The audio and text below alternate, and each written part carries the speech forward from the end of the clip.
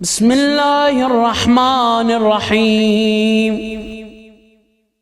اللهم إنه ليس لي علم بموضع رزقي، وإنما أطلبه بخطرات تخطر على قلبي، فأجول في طلبه البلدان، فأنا فيما أنا طالب كالحيران، لا أدري أفي سهل هو أم في جبل، أم في أرض، أم في سماء، أم في بر، أم في بحر، وعلى يدي من، ومن قبلي من.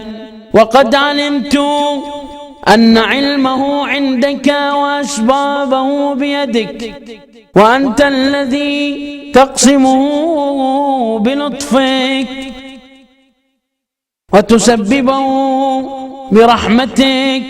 اللهم فصل على محمد وآله، واجعل يا ربي رزقك لي واسعا، ومطلبه سهلا، ومأخذه قريبا، ولا تؤنني بطلبي ما لم تقدر لي فيه رزقا، فإنك غني عن عذابي، وأنا فقير إلى رحمتك.